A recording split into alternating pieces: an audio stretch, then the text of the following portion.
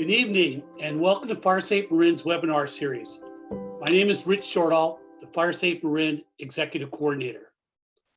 Let us get started tonight with a positive message. Officials representing the National Weather Service and CAL FIRE concluded a recent meeting on an unusually hopeful note. Northern California's wildfire season appears to be winding down as wetter weather descends on the region. Still, large wildfires have been known to occur as late as December.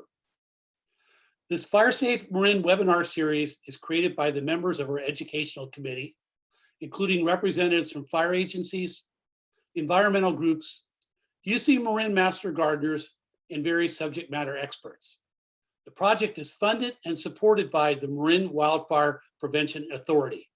It's designed to help you understand and prepare for the threat of wildfire here in Marin. Tonight, you will learn several ways to reduce the vulnerability of your home to wildfire. If we all do our part, we can minimize risks and save lives and property. We encourage all of you to participate tonight by providing questions in writing through the Q&A function at the bottom of your screen. Questions that can't be addressed during tonight's conversation will be answered and posted on the FireSafe Marin website. We ask that you please keep your questions related to our topic tonight. Tonight's presentation will be recorded and available on the FireSafe Marin YouTube channel, which includes many additional wildfire educational videos. Tonight, we'll hear from Steve Quarles, UC Cooperative Extension Advisor Emeritus, and Jack Cohen, a Forest Service scientist.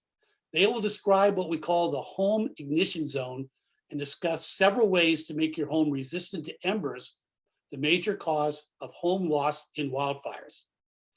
We will conclude the webinar with some suggested actions that you can take right now that will help make yourself safer in the event of a wildfire.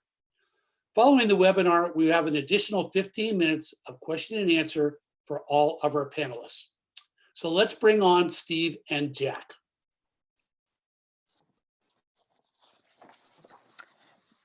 Thanks, Rich.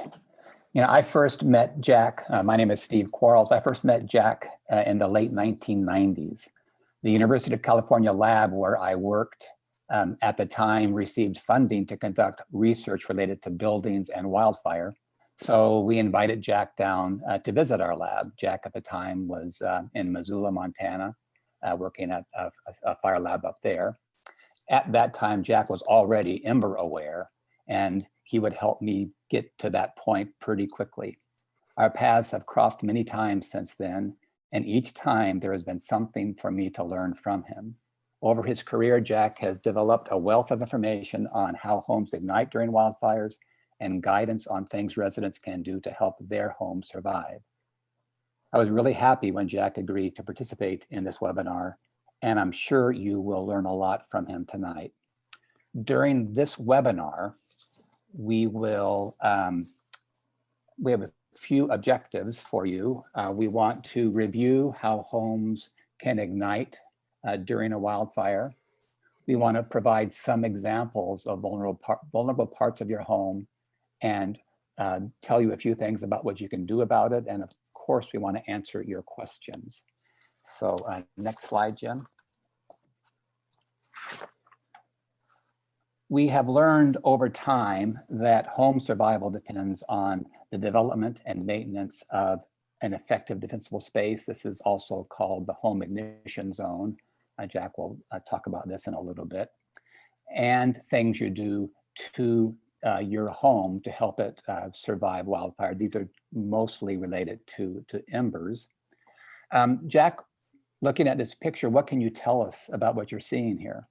Well, picture is a good way to start discussing the home ignition zone, because what we're looking at here is the vulnerability to ignition in relationship to what can burn around the home within about 100 feet. So what we want to have happen is the surrounding flammables. In this particular case, we've got green vegetation that's dominating the around.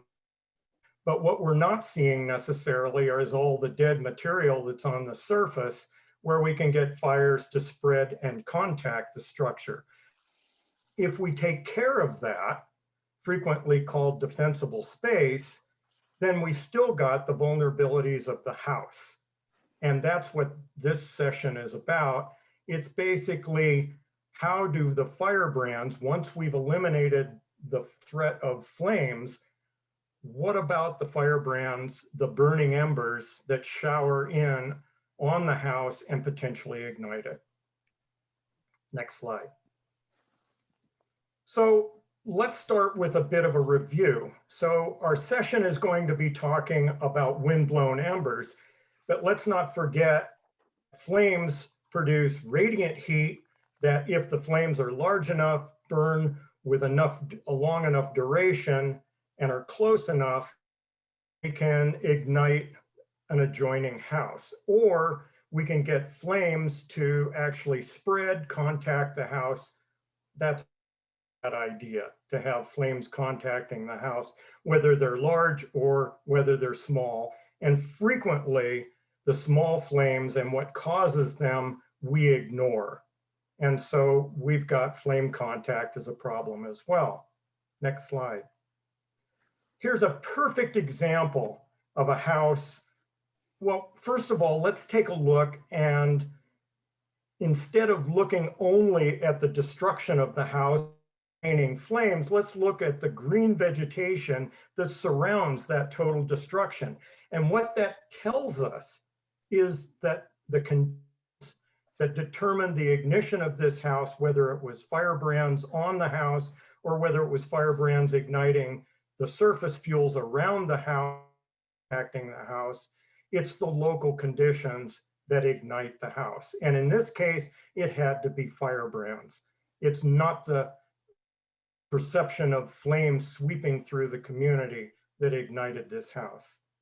Next slide. Jack, I just want to weigh in and say one thing, if you go right back. Yeah, since we're in Marin County and there was a big fire on Mount Tam in 1929, I think many people sort of remember that fire if you live around here.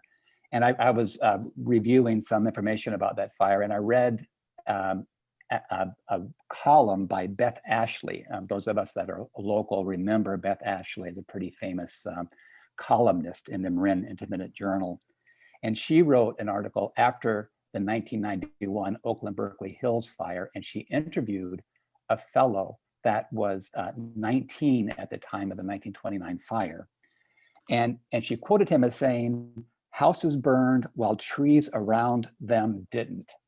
And so back in, the physics of the matter hasn't changed, but it made me think of this picture, the fact that the trees were there undamaged, but the houses were lost. So well, I thought it was a nice segue, and bring it home to people more locally.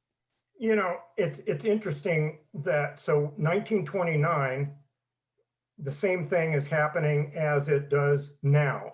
And after the Paradise destruction and the campfire, of course, we had drone footage showing total destruction surrounded by unconsumed and green conifer canopies.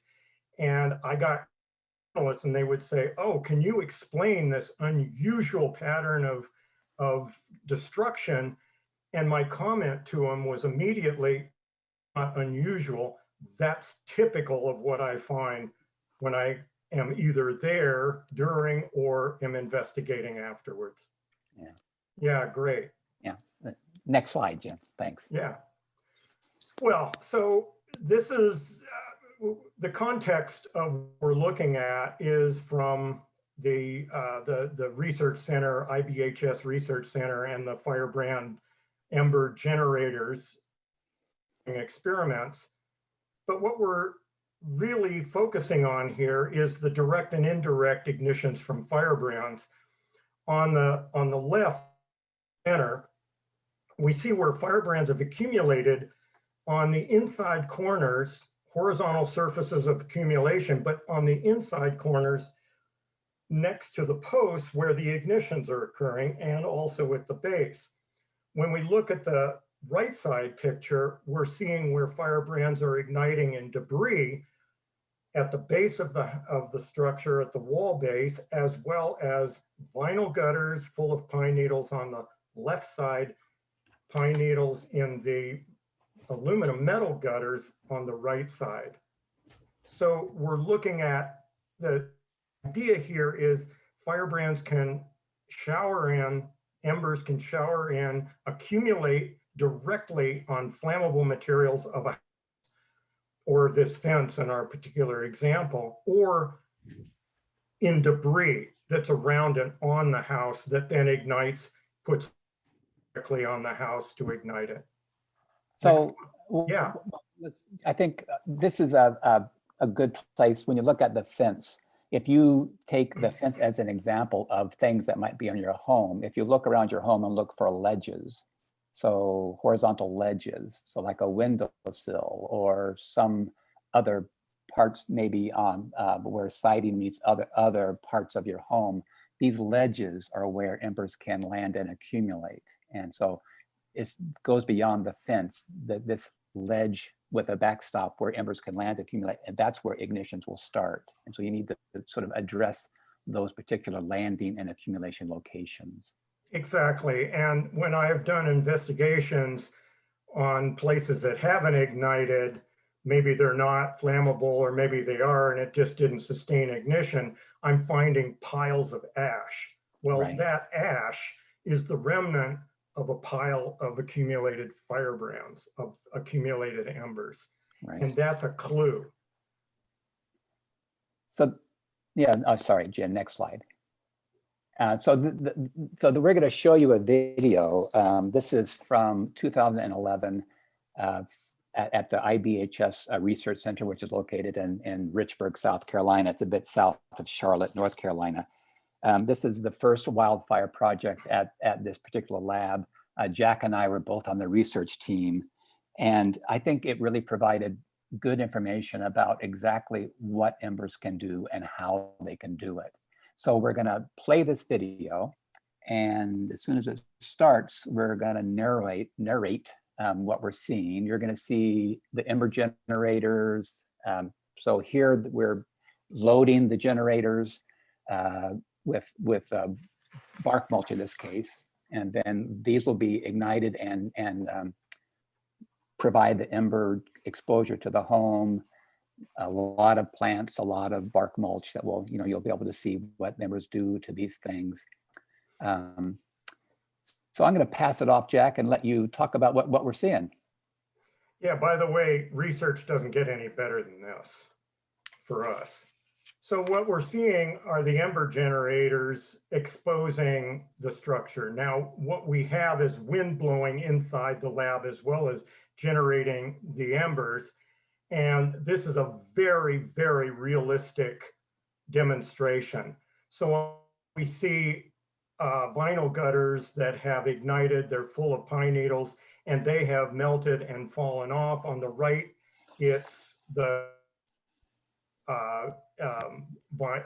metal gutters. Here in this re-entrant corner, we've got bark mulch on the surface, pine needles in the roof valley, and the vinyl gutters melted and fell down onto that bark mulch. And this was the result of the entrant corner. We ended up with sustained ignition, and had we not suppressed it, it would have taken down the house. So also notice for the moment, all the places that ignited at the house, putting flame on the house, there is no flame zone exposing this house from a wildfire. This was initiated totally by the ember shower. One of my bigger memories, well, I'll tell you that in a minute. So here you can see that the screen on this window did a really good job of keeping embers out until flames touched it. And this was a plastic-clad fiberglass screen, a very common one that is used on most commercially available windows. Once flames touch it, it's no longer functioning as a screen. And at that point, embers can enter, flames can enter. So that's another reason to be very careful about what you put close to your home. But what I was going to say is that the thing I remember most about this particular day was when Jack was talking about the fire in that interior corner, or as Jack called it, the re-entrant corner.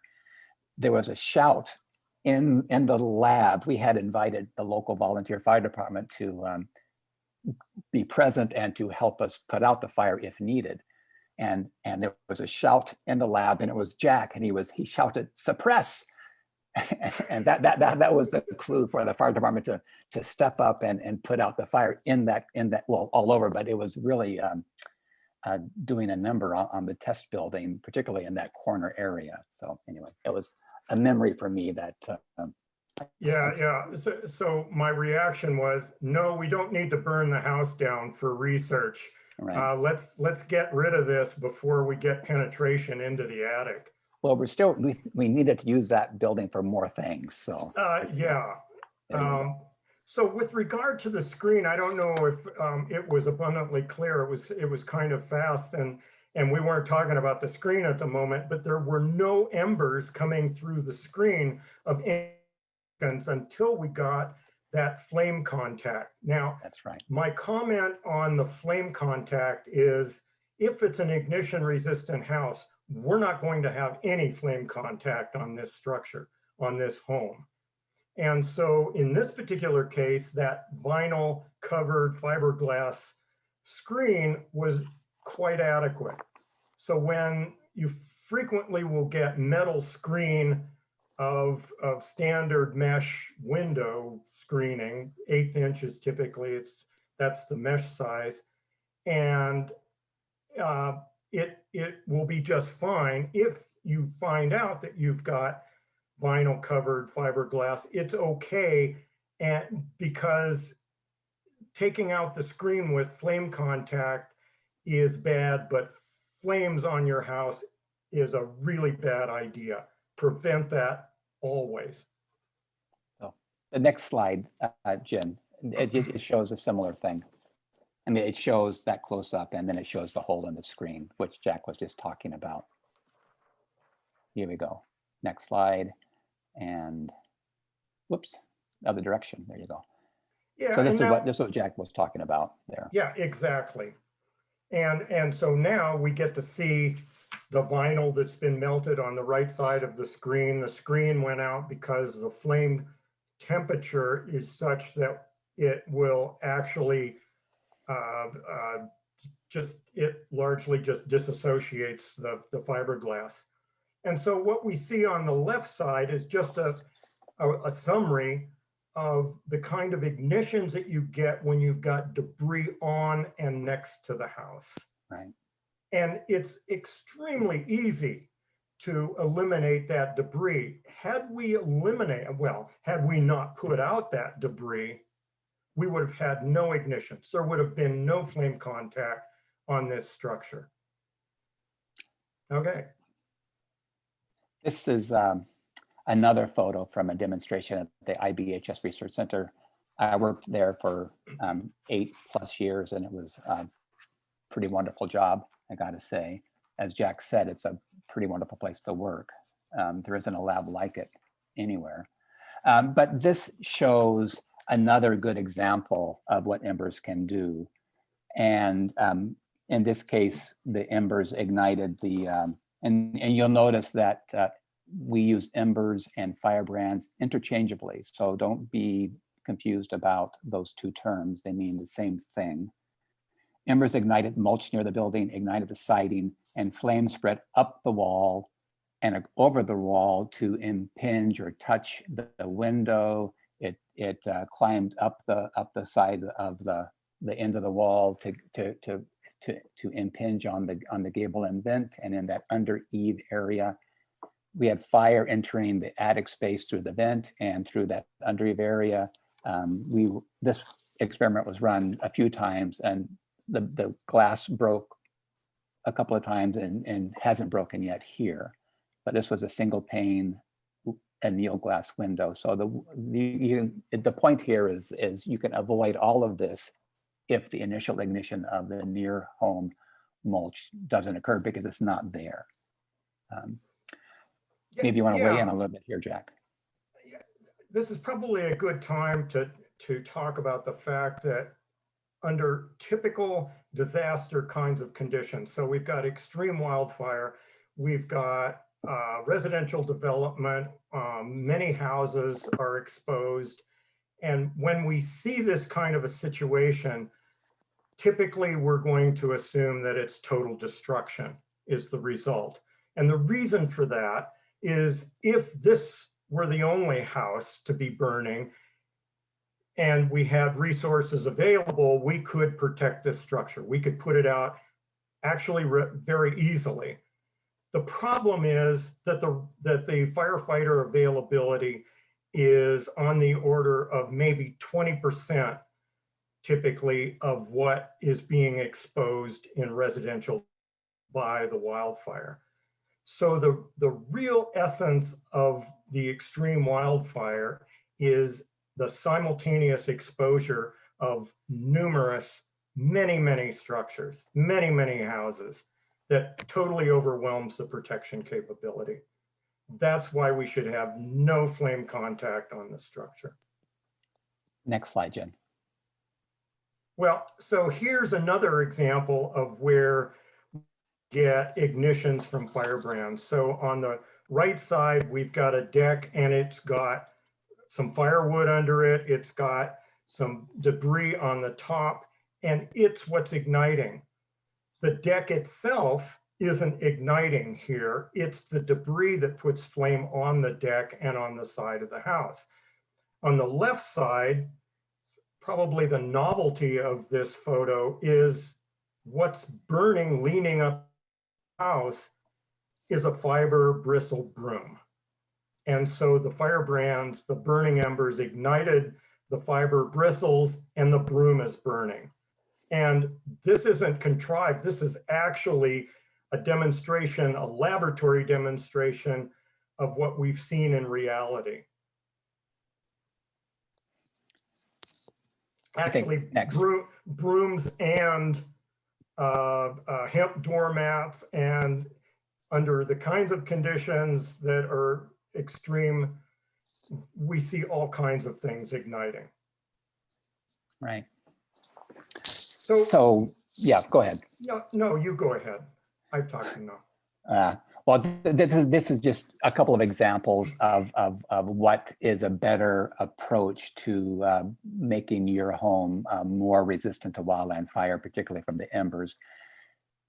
You know, we're not talking about vegetation management and defensible space per se, but we are going to talk a little bit about what happens right next to your home.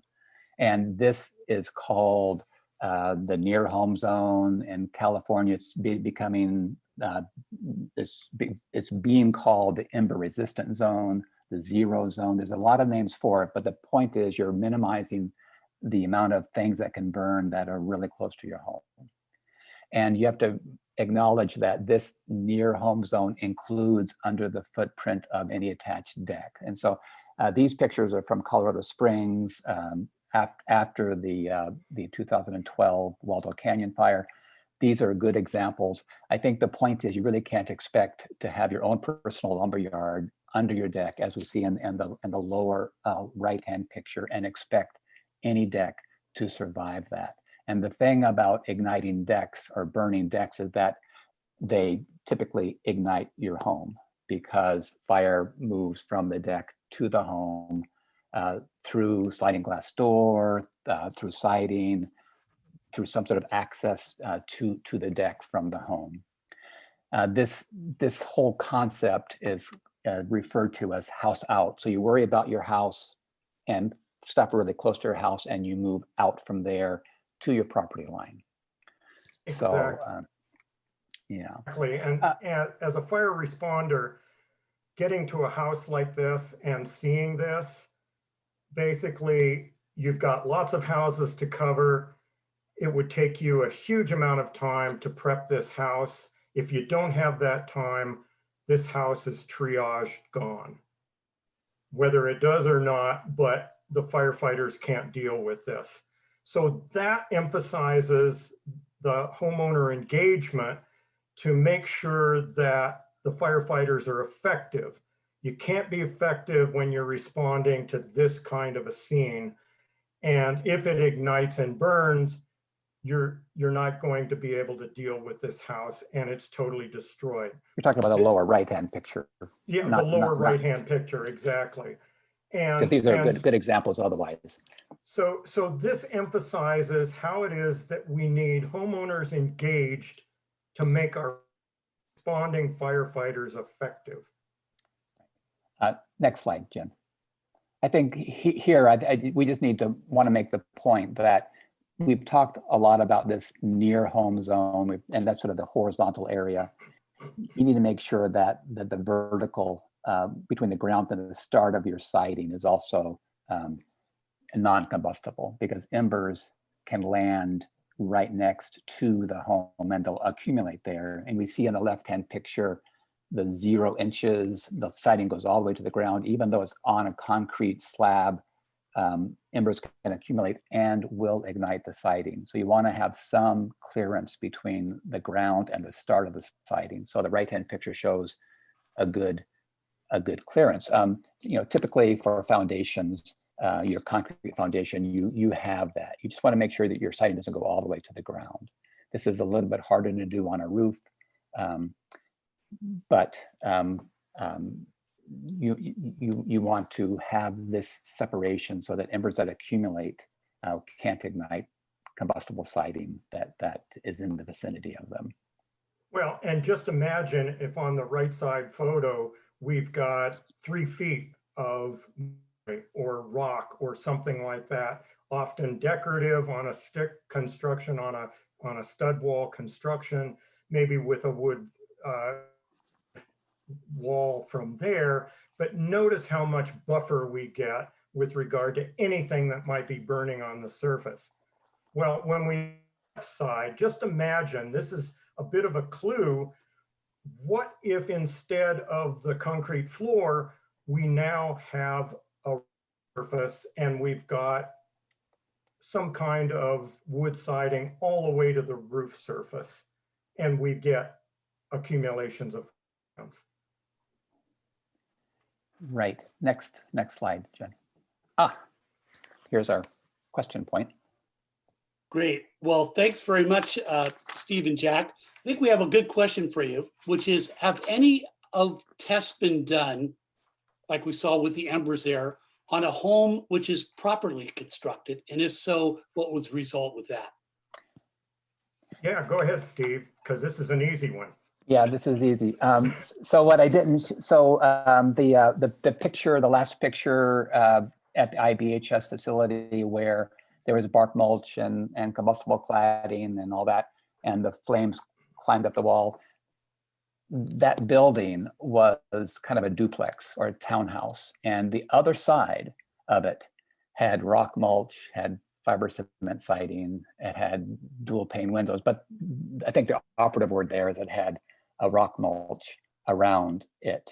And so no ignitions occurred. It had the same exposure. So yeah, I mean, there are examples of that. And if you want to see this, if you go to ibhs.org or disastersafety.org, these are IBHS websites, and they prominently posted this particular study. And you can see both sides of the house. We were showing one side of the house for emphasis.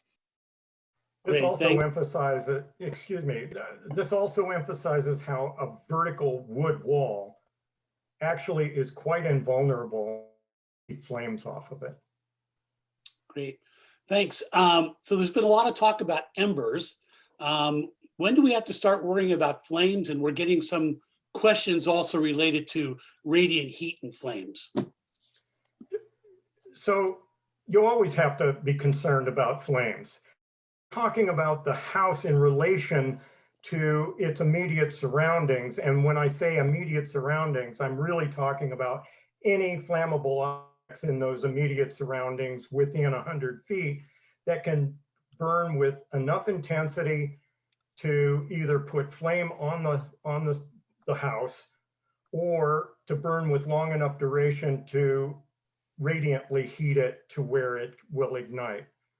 And so I think, what was the second question, Rich? It had to do with intensity or flames? Radiant. So interestingly enough, rule of thumb that I use as a firefighter when I'm communicating. As a hotshot, I was able to hotline flames that were on the about 3 feet tall. And as it turns out, my sensitivity to heat, radiant heat, because I'm not going to put myself into the flame. So radiant heat will cause me pain and injury to at much lower intensity takes to ignite wood. So you don't get enough radiant heat from a 3-foot flame in order to actually ignite your wood wall. So when we're looking at this, we're not talking about a 3-foot flame. We're talking about the house, or in this case, we're talking condominiums and apartments, multi-story, that's burning, long duration, very large inflamed side, igniting through radiant heating and probably other things like large embers, the adjoining structures. So radiant heat is a concern with regard to the high intensity. So within your home ignition zone, defensible space, it's very easy to reduce, but not necessarily eliminate adjoining trees that are continuous in their canopy. Just open that up and we will not have continuous high intensities. What we are concerned about is any flame contact from surface fire spreading and contacting the house. I think one point that I use to talk about this slide is that, I mean, in this case, it's a neighbor igniting neighbor. And I think what this does is sort of encourage, I think, neighbor talking to neighbor, because you really don't want to be the ignition source for your neighbor and vice versa. And so when you live in a neighborhood where home to home spacing is, let's say, less than 30 feet or so, my house can definitely ignite your house. And so we all, sort of points to the need for a community-wide or neighborhood-wide effort. Everybody needs to be ember resistant because of what I can do to you. So the way I describe this is it doesn't change the physics of ignition and combustion, but it definitely changes the dynamics of the community. The community that doesn't cooperate together will potentially burn together. There you go. Thanks. Next slide. So here we're demonstrating where we've got debris on a roof. This is a asphalt composition shingle roof. The interior material now is fiberglass. And what we're seeing here is the debris out of the valley of a composition shingle roof. So when we go to the next slide,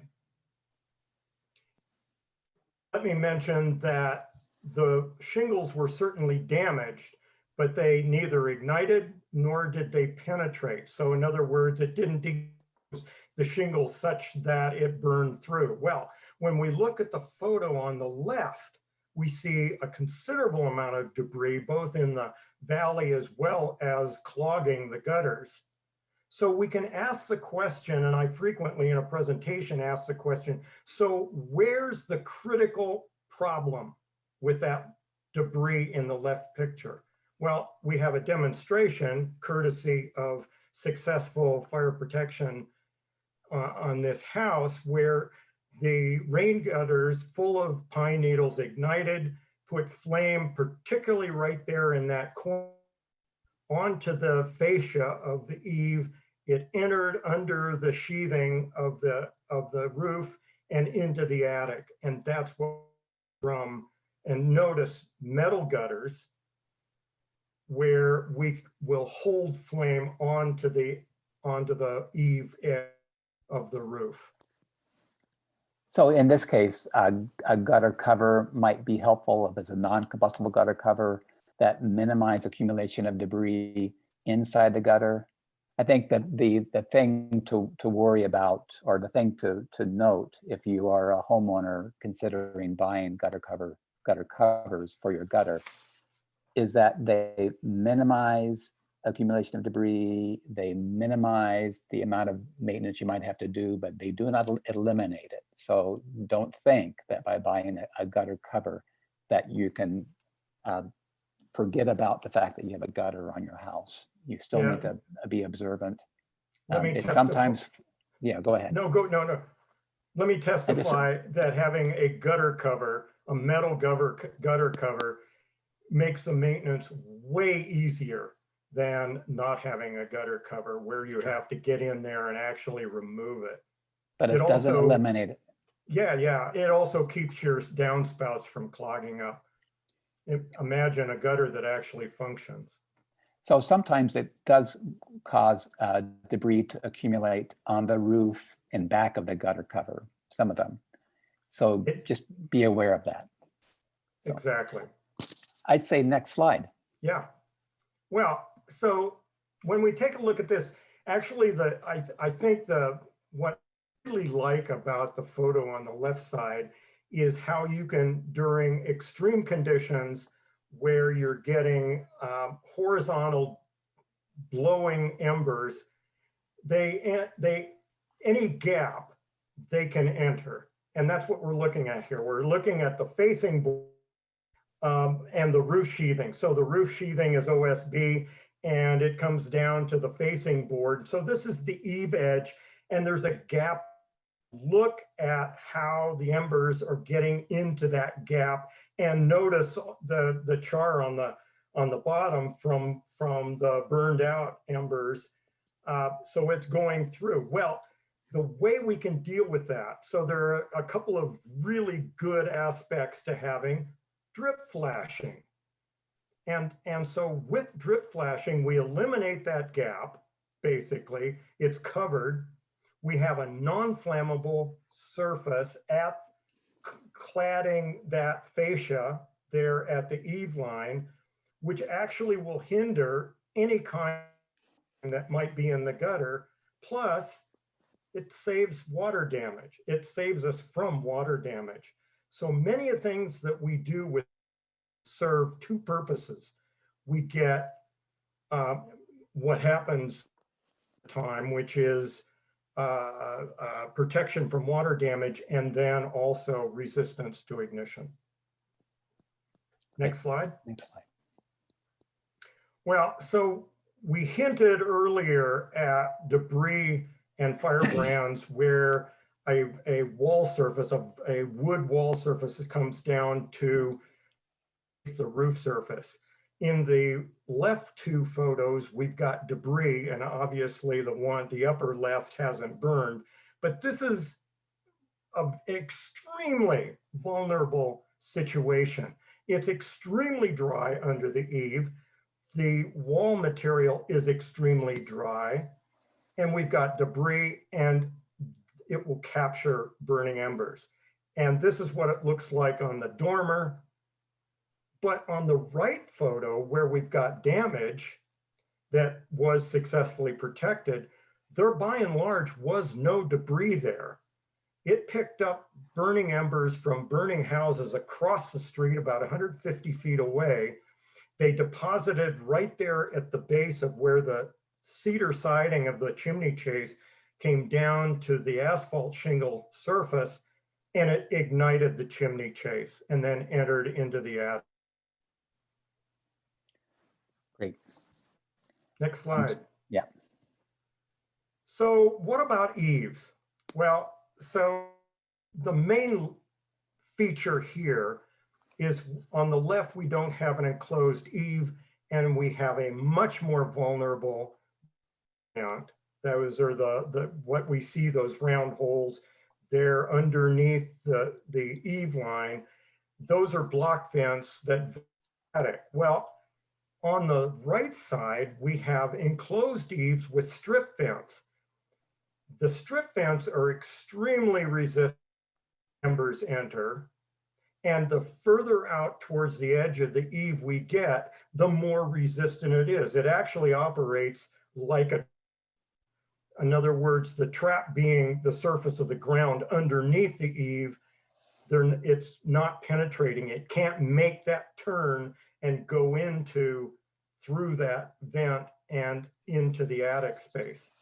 It gives me an opportunity to say, if we don't have gaps in an open eave where we can get the trapping of firebrands, basically we've got inverted and vertical surfaces. Large eaves are not a problem. The only time they're a problem when we're warned about them is if we have flames next to the wall and underneath.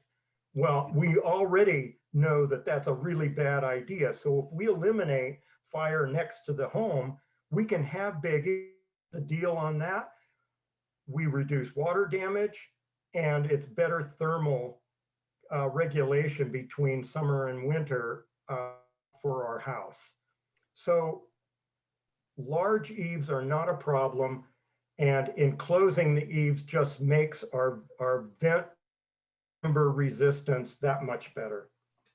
If you do have open eaves, though, it's really important to make, because the open eave, vents and open eave designs are far more vulnerable to ember entry. So you just want to make sure that your screening is in good shape, good condition, and you want to have at a maximum 1/8 of an inch mesh. You don't want any coarser. So next. And we want to make sure that there are no gaps between the rafter and the subsheathing and the facing and the blocks. And it looks better to be enclosed. So we have some time for questions. So I'm not sure if you're going to be getting into it in the next section, Steve and Jack, but there are several questions about wood fences and the vulnerability of that. And one follow-up to what you've just been talking about, which is a concern that if you live in a suburban area, think Coffee Park, and you get an urban conflagration, what can you do to reduce the vulnerability from radiant heat? Do you want me? I'll take it. First of all, let me address the wood fence, and that is anything that's attached to the house and flammable needs to be considered part of the house. So if that wood fence comes up and is a house or close enough to be under the eave, then we have to treat that wood fence as if it was the house and that it doesn't ignite. Well, so what can we do about the fence? If we don't want to treat 100 feet out on that fence? Well, so what we do is we make sure that in the last roughly 8 feet or so, it's not wood, it's something else. We're going to use some kind of metal or non-flammable material in order to meet the house. With regard to the Coffee Park situation, that is an urban conflagration. It's a little bit, it's not an anomaly when we've got suburbs that are built that close together. In this particular case, we're going to have non-flammable material on our siding between. We're going to have no flammable material between the homes.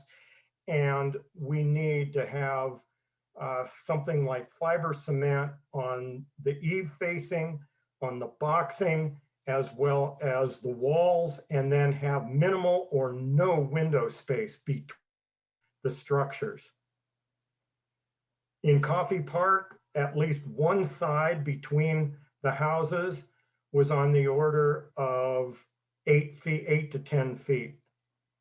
And that is flame contact in that situation. By the way, in that case, the initiation of the ignitions in Coffee Park was not due to the wildfire flames actually spreading and contacting Coffee Park structures. It was firebrands from across 101. All right, thanks both of you. Just to stay on track, we should probably move on to the next section. We have some pending questions and we can get to them towards the end. Right.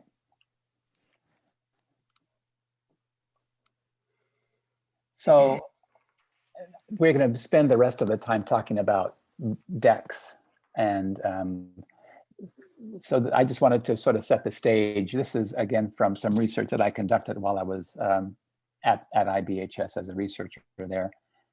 We see on the left-hand side a picture of the Ember generators in this wind tunnel facility that you can put full-size buildings in. You can see we did research related to natural hazards that have wind tied to them. So wildfire is just one of the things that was a research area.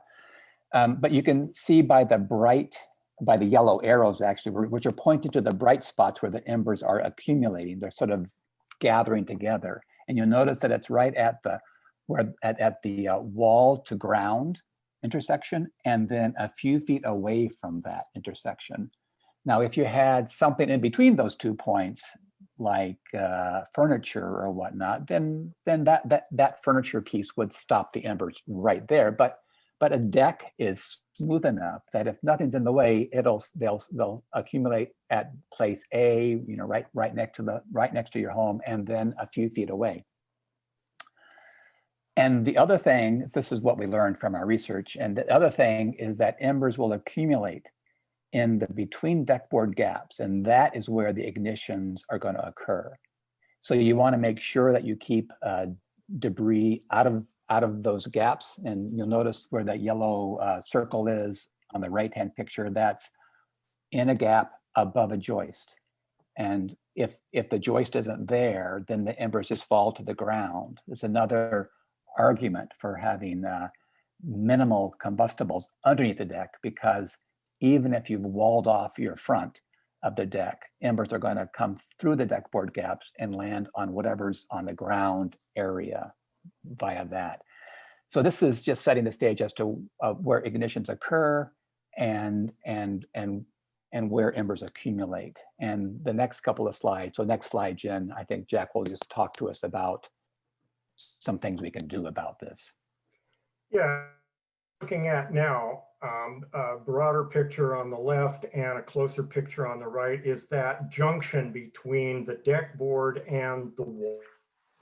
And so what we've got here is the standard, what's called ledger board construction. That's what it's talking about, is how the deck is the structure and supported on the inside. Well, as we saw from the previous slide, the firebrands are coming into the structure to meet the structure. They hit the wall and they fall right in this area, which it makes it highly vulnerable. We absolutely want to get rid of the horizontal and the vertical flammable sides in this particular case. The way we have to mitigate this is to get rid of the flammable inside corner. And we can do that without changing the wall and necessarily changing the whole. In this particular case, and we'll show you in the next slide a different example, but we can put an flashing up underneath the wall siding and cut the wall siding up above that deck board on the order of about 2.5 inches. What we've got then is a reveal of the flashing. It's non-flammable. And then we need that deck board away from that flashing on the order of about 1 inch. And so we don't have to rebuild the deck. We don't have to put new material on the wall. Basically, we're just making that inside corner non-flammable, and a strip where there is flashing over the ledger board. It goes down underneath the deck and the embers largely fall through. Obviously, we can't have anything that ignites underneath that deck. And oh, by the way, the whole deck, because they fall through the gaps between the deck as well. And so next slide, unless Steve's got something. No, keep on going there, guy.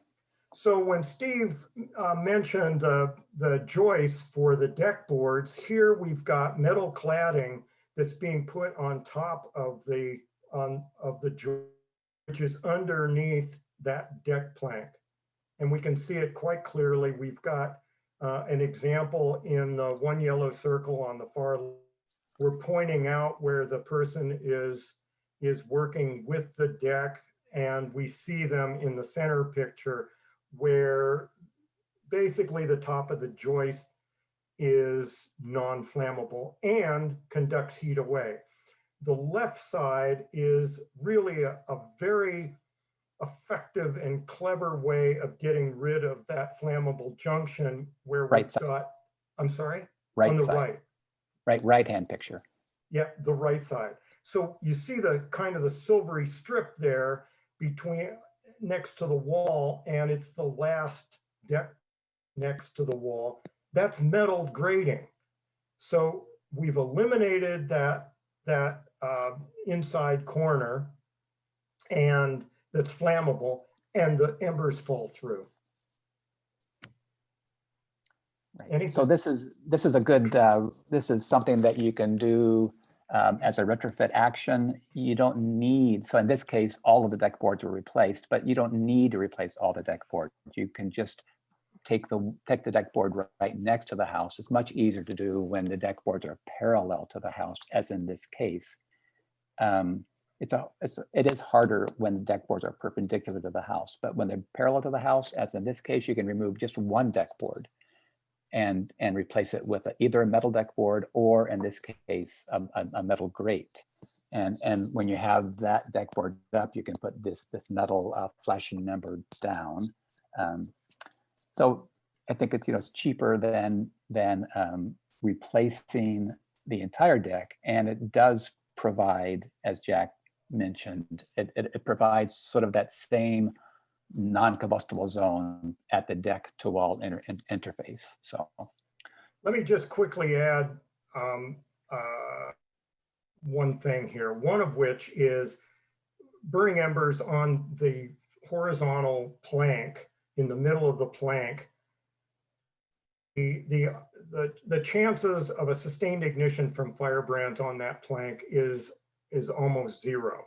I have not seen sustained ignitions on the top of that plank, typically, with most, at least with most decking material.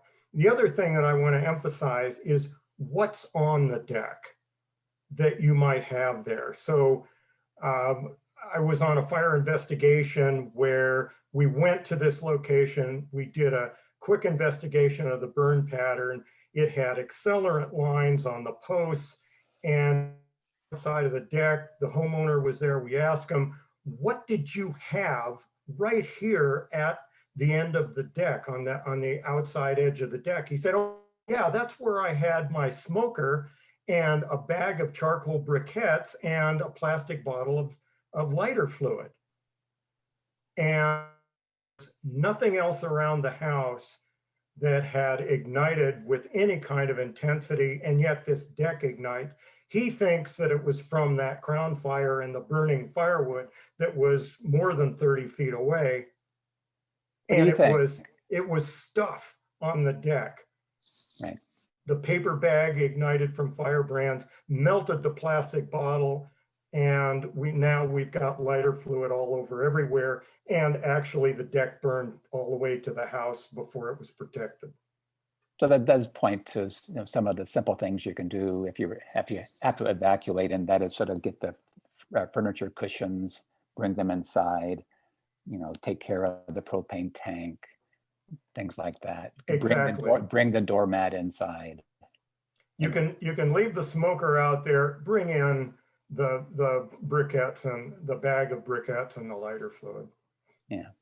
So I think we can go to the next slide. We'll leave in the rest of the time for questions. So let's have them. All right. So thanks, guys. Two questions that have come up in different variations. One of them, we talk about the typical older style foundation vent was typically about 1/4 inch or so. and we're talking about if we have a smaller screen that could be more effective. What type of material should that be made out of? Could be like just a simple window screen, or does it need to be more substantial? And what is the size, the greatest size allowed that the mesh should be? It should be corrosion resistant metal, and the size should be no larger than 1/8 of an inch mesh. No, please. I was just going to interject. Aluminum screening is not only corrosion resistant, but it doesn't melt from embers, and it's highly available and easy to put on. And you don't need to remove the 1/8 of an inch. You can just sort of tack you don't need to remove the 1/4 inch. You can just tack on the 1/8 of an inch on top of that. And you can do it from the inside or the outside, whichever is more convenient and more accessible. So another thing that comes up, and it's sort of a twofold question again, are the products like Trex and the sort of synthetic woods, are they a big improvement over a wooden deck? And related to that, if you have a wooden deck, can you just put some kind of fire resistant sealant on them? Go ahead, Steve. I'll take this first.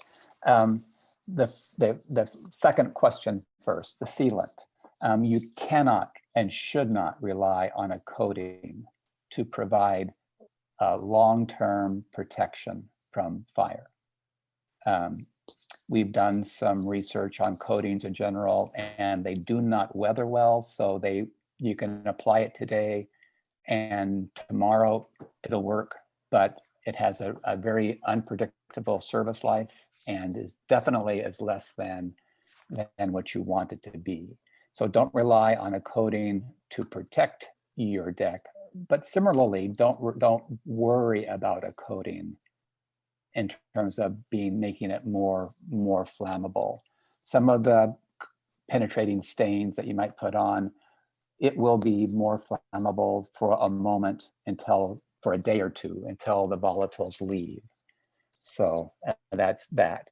And this, let me answer the plastic composite.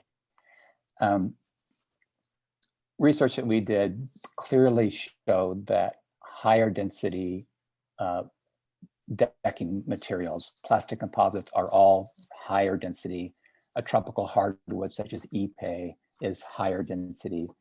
Redwood is sort of medium density, so that's not high density. The higher density products, whether it be plastic composites or tropical hardwoods, are all much more resistant to ignition by embers than redwood, for example. The same would apply to cedar. So if you have a redwood deck, I think having that non-combustible area right next to the house in terms of replacing it with and putting a metal one is really much more important. Keeping debris from between the deck board gaps, if you have a redwood deck, is important. Having that under deck non-combustible zone is really important. There are some plastic composites that burn really well if flames get to them from underneath. So you need to have that sort of clean area under the deck, because some plastic composites, when wood burns, it creates a char layer, which is a good thing. When plastic burns, it just exposes new plastic.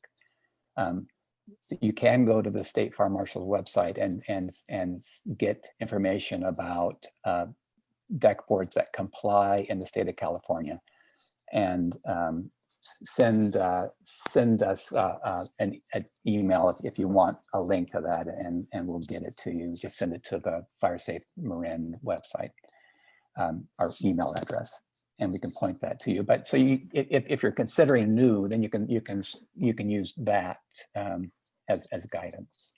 Great, thanks, Steve. There's been several concerns that the fire-resistant vents or additional screening are going to reduce the amount of ventilation to an unsafe point for the house. Is that true? It can be. So to not to get too much into the weeds on this, but definitely it reduces the area available for venting.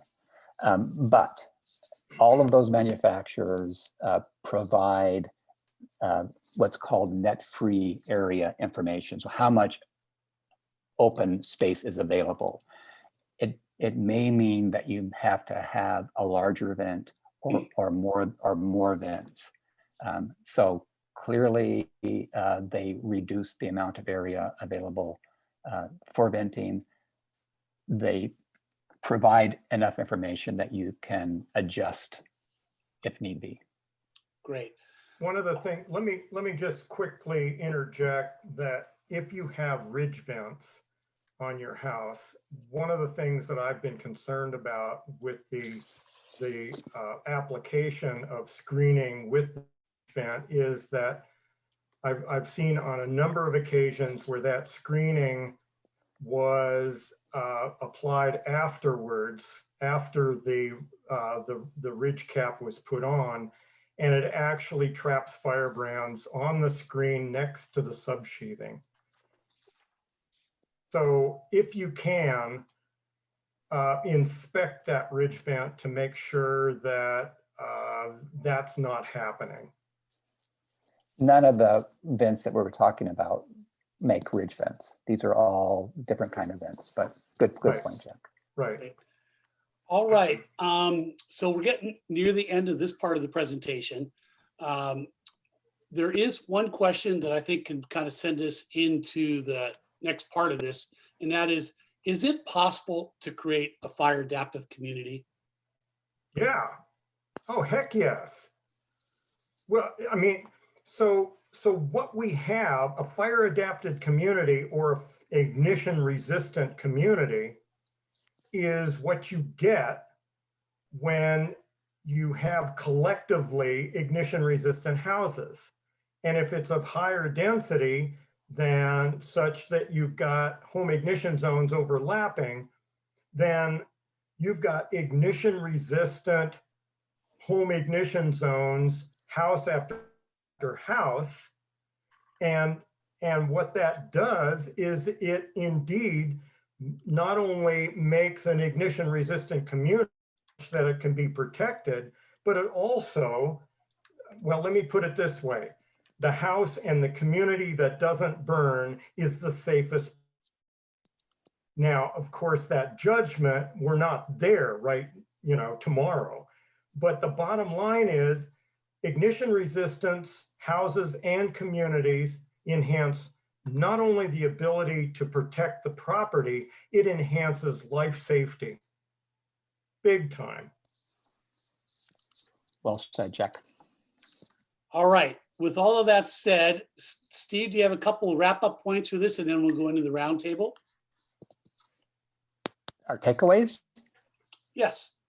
Let's go to the takeaways. So Yeah. Jen, we need those slides back up. We have a few takeaways that we want to bring home. One, of course, is just to make sure you remember how important embers are in terms of igniting homes or not igniting homes to the extent that your home is able to resist them. So we really encourage you to walk around your house, and based on what we've said today, and if you go to firesafemarin.org, there's a lot of information there about vulnerabilities of homes and things that you can do. So walk around your home, take note of the locations where it's vulnerable, and if you're not quite sure what to do, take a look at the website, give us an email if you're not quite clear. Remember to we talked about this coupled approach where your home survives because of what you do in your home ignition zone and what you do to your home. So this house out approach. And then just don't be depressed or anything, because there's many things you can do that are relatively inexpensive. Cleaning your debris out of your gutter, debris off your roof, clearing things away from your house. These things are not expensive, and we know they're very effective. If you live in a neighborhood, I think it's really important to engage your neighbors in like efforts. I mean, Marin County has a lot of Firewise communities. I think it's brought a lot of communities together. This is a good thing, and I think we just need to keep up the good work. Well, that's certainly a very positive statement, and I think that's how none of this is insurmountable. There's work we can be done. We can get started on it tomorrow for a lot of it. So just kind of following up on a couple of other things that have come up. For the longest time, all of the focus was on defensible space. And now it seems to be home hardening. What's the difference between the two? Well, one of the reasons that I've used the term home ignition zone is because defensible space tends to have us away from the house. We tend to talk about defensible space with our back to the wall, looking out at all the vegetation. And this reflects our perspective that somehow or another we're being threatened and victimized by that wildfire, instead of realizing that the wildland urban fire disasters are really a home ignition problem, not a wildfire control problem. Indeed, wildfire, we wouldn't have that ignition. However, our choice is not under the extreme conditions to control the wildfire. We have readily available opportunities to keep the fire from impacting the house.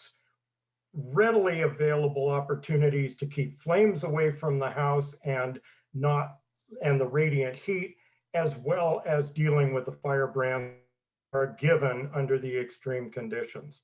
So we have a lot of opportunity to deal with the house in relation to its immediate surroundings out to about 100 feet, not hundreds of feet, not miles, but within 100 feet. I think the other thing that I think is really important right now is, up until about 10 years ago, we could only really talk about vegetation management on the property and the like, because of research at IBHS and at NIST, the National Institute of Standards and Technology, and other researchers like Jack. We now have much more that we can say about the home and what you can do to your home to help it survive wildfire. So we have information available now that is based on science, and I think this is another reason why you might be seeing a focus to home hardening kind of issues, and the acknowledgement that really it takes both things working in unison, things you do on the property and things you do to your home, this coupled approach. Great. So can either of you give us some real life success stories where a big fire has gone through and some houses have survived and why they've survived? Well, so I think I've been thinking about this, and what I would recommend so that people can actually see it is to take a look at a video that I made, the last one that I made with National Fire Protection Association, called Your Survival Wildfire. And in the middle of that, I think it's 13 minutes or something like that. I never remember what I do. But there is a segment of that video with the Hodeks, Hodeks, and their house survived in the High Park fire. And what you see is this house surviving with it. And I think you may even see some neighbors totally destroyed. But what you see is high intensity wildfire coming right up to the home site. And their home is still there. And they express more, actually it's more effective than me saying anything. They express what they did based on the guidance of home ignition resistance. So you can access that video. Just Google "Your Home Can Survive a Wildfire," Jack Cohen or something like that, and it's there. And I think that's probably the best testimony that I can point to. Great, thank you. Yeah. A common theme, I think we had 3 or 4 related questions that came up from the audience is, although you explained it, I'm not sure it's always grasped. You see a home that's been completely burned to the ground, and around it, you see some trees that are survived really pretty much unscorched. Why don't the embers burn those trees too? Because embers can't ignite the foliage. So if we look at the ponderosa or Jeff pine, we can't get, first of all, it's live material that's the material that would have to ignite and create the high intensities. So what we can't get is a sufficient accumulation to where the burning embers can accumulate and ignite the canopy. That's not necessarily true with an old unmaintained juniper shrub that is full of dead material underneath that green canopy. And so, or even some spruce. You can also find that kind of dead material well within the canopy. Although it's not as prevalent as what you would get from these, what I call the wild ass junipers house that have been there for 25 years. And so that's where we have the problem. And that's how it is that we don't get ember ignitions in tree canopies. Great, thanks, Jack. When we have these big wildfires, and of course we're just having them right and left, is there serious research that takes place after those? Are there people who go in and take a hard look so that we can learn more about how to protect ourselves going forward? Yes. Somewhat. Well, Jack, you've made a number of post-fire assessments, and you can find Jack's reports pretty easily. I've been involved in several. The most in-depth that I've seen are the ones that NIST does, and they've done a number over the years. They're all very informative. Jack's are very informative, but I think the short answer to my longer answer is that yes, after major events, people do go in. CAL FIRE since 2013 have gone to every fire where a lot of homes were lost, and they've been doing this since before 2013, but since 13 they've been digitizing their records. They've made this information available to researchers around the country, and their data is being analyzed by a number of people. So yes, this happens. I think we are learning quite a lot from them, and we will continue to learn. Well, it's another question that's just been posed as sort of a follow-up to what Jack was saying. And is it true that if you have broadleaf trees surrounding the home, they will block the embers? Oh yeah. So let me give an example. Actually, it was the best example that I can think of where I was actually in Los Angeles within limits.